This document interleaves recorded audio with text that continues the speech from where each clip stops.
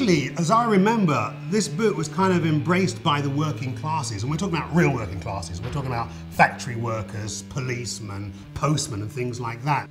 The origins of Dr. Martens lie in Northamptonshire, English Midlands. It was a family, Griggs family, who'd been making boots since 1901. We were quite industrious people.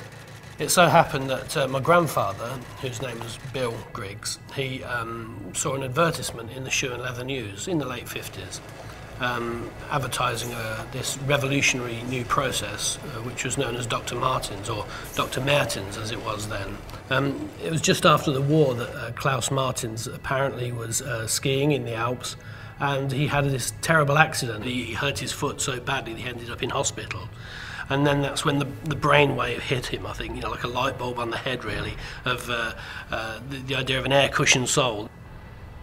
Dr. Phuc and Dr. Martens were old student friends. Martens knew that his idea, his air cushion sole idea, would need somebody who had the background and the knowledge and the intelligence to be able to put that into action. If you look at the birth of Dr. Martens, in terms of the sole, it was purely an inventive mind that created that. So it was an extremely creative moment that invented the sole. Likewise, it was an extremely creative thought to pair up this classically staid English Middle England family with this idea of this very unusual product, this very unusual footwear sole from Germany. So on the part of the Griggs family, that's a leap of faith.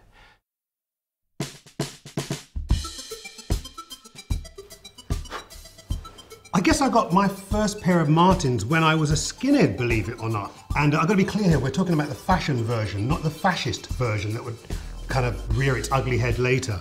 And luckily for me, get stomped out of existence as well. It was basically a statement to like, fuck you to the hippies. You know, you ain't gonna wear boots, you're not gonna shave your head, you're not gonna wear working jeans tight, are you? So that's what we're gonna do, because we're not middle class, we're not hippies. I also remember going to gigs in the 70s and seeing people like Pete Townsend of The Who, you know, doing his fancy guitar moves, and some people would notice the windmill, some people would notice his white jumpsuit, but some of us noticed his boots, and they were Dr. Martens. Townsend was conscious of the fact that by wearing Dr. Martens boots, he was making a statement about working class.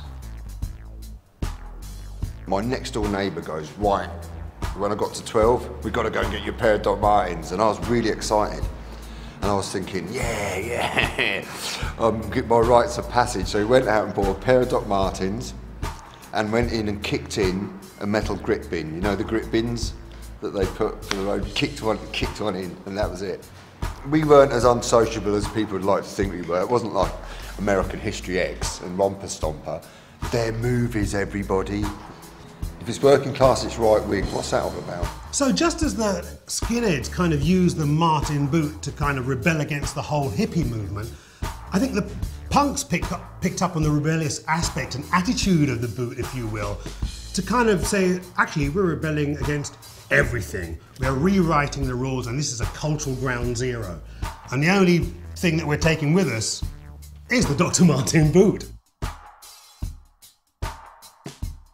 Back in the day when I first saw them as a child, in the 70s, there was something that was outside of society. There was something for me that represented revolution, anarchy, you know, being different, like giving the middle finger.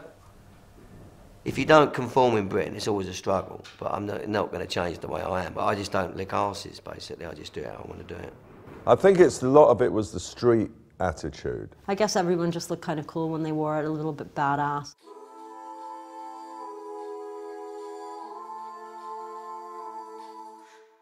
People have got to understand that punk isn't this thing with mohawks and safety pins and loud guitars and nihilism and negativity. It was never about that.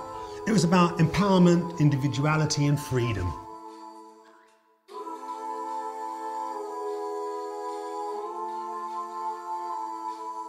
That's the irony of a thing. It's a total paradox. It's like when you destroy everything, what are you left with? So then when you decide what that is, it's really exciting. You have to see it, though. any punk rock kid, you know that there was this great dialogue between the Brits and the Americans. I do the spoken word thing sometimes, and I ask the audience, who's the person most responsible for the spread of punk rock? And people go, Johnny Rotten or Joe Strummer or whatever. I go, no, it's former President Ronald Reagan, because he was such an asshole that people had to react against him. So for the people that really knew what was going on, there was a lot going on in the 80s. It just wasn't going on in the overground. I do believe in a fate that will fall on us if we do nothing.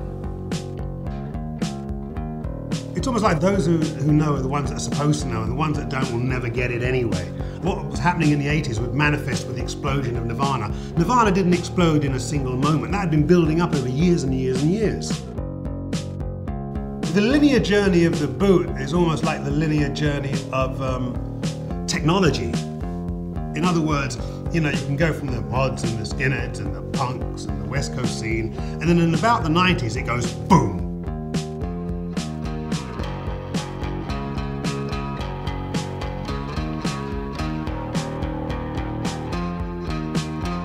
This was the first time that we really saw the Doc Marten go mainstream, because then you had it, you know, it was like all the cool girls started wearing it. It was no longer like a guy thing, and it was a very like, you know, the guys on Friends were wearing them, you know, kids on 90210 were wearing them, but then even, you know, counterculture, you know, Empire Records, Liv Tyler is on the cover of the video in a pair of Docs. Obviously Claire Danes, like poster girl for sort of torture teenager, was wearing them on My So-Called Life.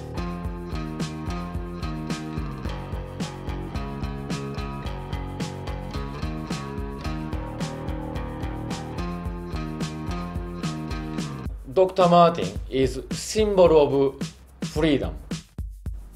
It's like a rebellious street where people just think whatever, you know, like F you kind of thing. I'm not sure what it conveys to other people, but because I don't really think about what other people are thinking when I'm wearing them. Because it's about quality, it's about being built to last. I think there's kind of, you get that kind of like knowing glance when you see someone that wears them. Just people that have been in Dr. Martens, they're like amazing people.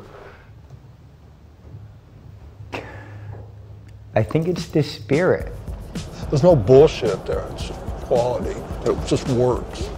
They are thinkers, both. They're not going anywhere, that's the thing. Like I say, it's like they become such classics. You know, the vampires are wearing them in Twilight, Rihanna's been wearing them, all the it girls in London. Like it's almost like they've been, you know, they've really exploded in London. We're just catching up here. It's a real love affair. You have to break them in. So, you know, you're going to spend a couple of weeks in a bit of pain. And then once you've reached that point, they're yours for life.